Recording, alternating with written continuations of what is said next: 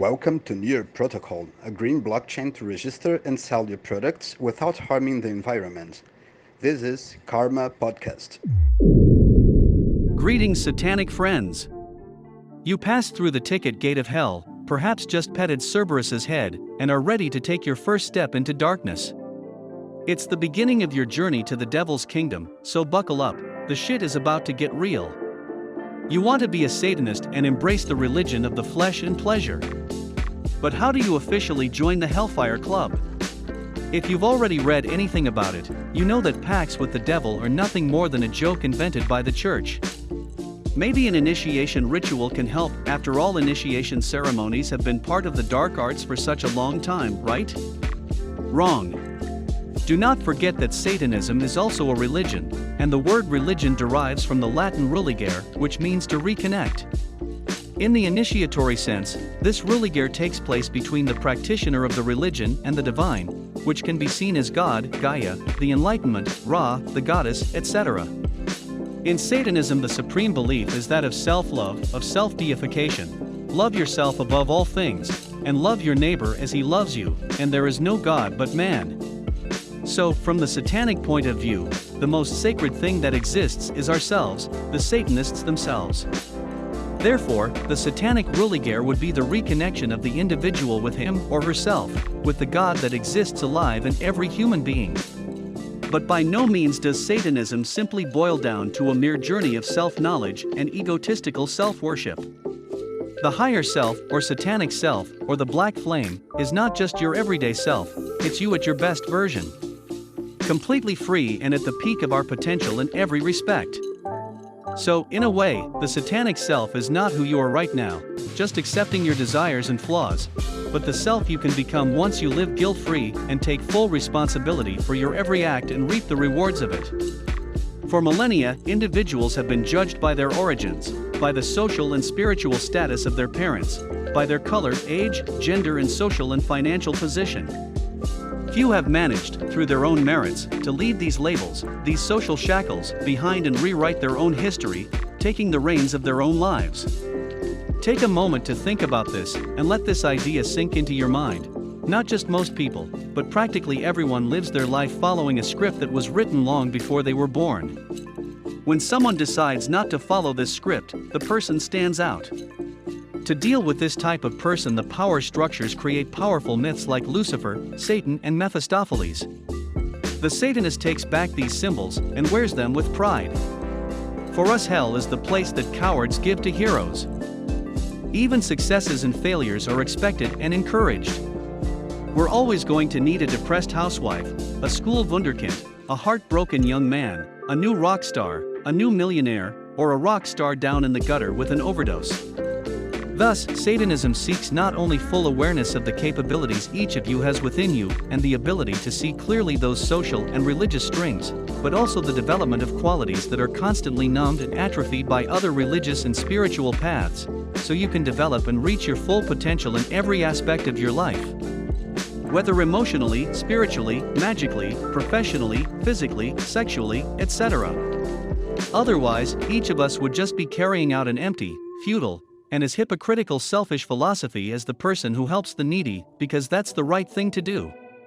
This would be the exaltation of a person, based not on his or her abilities and actions, but on what he or she says and shows. Talk is cheap, and self-deception is an inviting path for the weak-minded. But just listening that you are a god or a goddess, the only god and the only goddess who really should matter to you, and identifying with a belief that makes a point of proclaiming that, doesn't make that fact real right away. The road to self-deification is a long and lonely one, and every journey must begin with the first step, embracing the satanic belief and living like a Satanist. Over the centuries, religion has become an industry, and, generally, the first fee to be paid in order to consume a certain belief is initiation. This fee is not always paid with money or something of monetary value. It is often a fee you must pay with a fraction of your mind, or soul if you will, paying respect and even worshipping someone you don't know. And we are talking about gods or devils. A person who, like you, is made of flesh and blood but, for some reason, is deemed superior to you.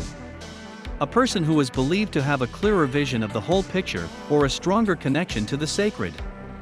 Someone who will control and guide your spiritual growth and development, even if that person turns out to be less mature or capable than you are. But if we are looking at it with a cool head, initiation should be the commitment that a person makes with the sacred, namely with the spiritual path he or she wants to follow. If this path leads to an entity or deity external to the person, then the commitment should be made with it, not with a flesh and blood intermediary. Should be a personal statement, to yourself for yourself, and for anyone else who wants to hear that. This is your path and this is your truth.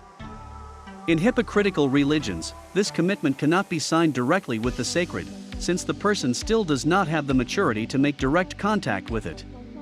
And let's face it, they're ringing the doorbell of a house that's been empty for years. Instead, the agreement is made through a broker, someone more evolved, someone superior, someone who has been through humiliation before and now has the right hat and right pronouns treatment. That priest or priestess, this holy person, will be the authority, always present at official meetings. The bridge between the congregation or group and the sacredness that group shares, the official spokesperson and conduit. Satanism sees no use in initiations. The one who should be most interested in releasing the moral shackles should be yourself. On what grounds should you seek the approval of others to follow your path? Why look for a person who you think is emancipated to officially accept you on the sinister pathway? What kind of ritual could make your will truly real? Ritual should be the extension and fulfillment of your will, not the other way around. If you are your own God, acceptance and blessings must come from yourself. Therefore, satanic initiation would, in itself, be a form of contradiction. Satanic initiation, if we can call it that, occurs when a person says to himself, "I am a Satanist." And that's it. And, free from any prejudice or even fear, begins the journey, the studies and trials, and seeks to live according to this philosophy he took as his own. The individual sets out in search of Satan, who he begins to suspect is the shadow that lives in his heart. He or she begins to suspect that his inner demons should be exorcised, not exorcised, as Anton LaVey said. He or she knows that knowledge is power, and that every conscious act is a magical act. That's when you realize the truth of the 9 satanic statements. Satan represents indulgence instead of abstinence. Satan represents vital existence instead of spiritual pipe dreams. Satan represents undefiled wisdom instead of hypocritical self-deceit. Satan represents kindness to those who deserve it, instead of love wasted on ingrates. Satan represents vengeance instead of turning the other cheek. Satan represents responsibility to the responsible instead of concern for psychic vampires. Satan represents man as just another animal who, because of his divine spiritual and intellectual development, has become the most vicious animal of all. Satan represents all of the so-called sins, as they all lead to physical, mental, or emotional gratification. Satan has been the best friend the church has ever had, as he has kept it in business all these years. What would be the point of a ceremonial welcome rite? You've been you since you were born. What would be the point of a priest or priestess? Would they judge whether your intentions are good and true? If your commitment is really in line with the satanic belief? Bullshit. Assuming to yourself that you will come to love and respect yourself, and decide to start living this way is enough. There is no way for anyone else to judge whether or not you are worthy of it. Remember, Satanism crystallizes in your actions, not on your commitment to a priest or a group. You grow as a Satanist when you realize that you are growing as a person, as an individual. Perhaps there will come a time on your journey when you decide to join a group. You may feel that it would help you to grow even further or in new directions. You may believe that interacting with other Satanists would further broaden your horizons, or perhaps that this commitment to a group would benefit you in some way. In this case, the Satanist will always bears in mind that no group, as well as no person, owns the truth, or, as the Indian philosopher Radhana once said, every religious tradition contains the truth, except the ones who claim to be the only source of truth. So any form of initiation could be boiled down to being accepted by the group. Before, you claimed to be a Satanist, now you are claiming to agree with the group's philosophy. You are simply claiming to be willing to walk with them, a path that already exists, and following the rules established by them. No one, living or dead, has enough authority to judge your religiousness, your commitment to yourself. Only time will tell, based on your accomplishments, what you were able to build. No one, living or dead, has the power to deny you your rightful way. Only you have that authority and that power. In Satanism, the only initiation that exists is the affirmation of your unconditional love for yourself, of your self-respect above all things. This is the blood pact made between you and the living God who smiles every time you look in a mirror. This podcast was recorded with permission from gods that never existed and as a response to His Satanic Majesty's request. If you liked it, meet other strange people like you at www.morte.net.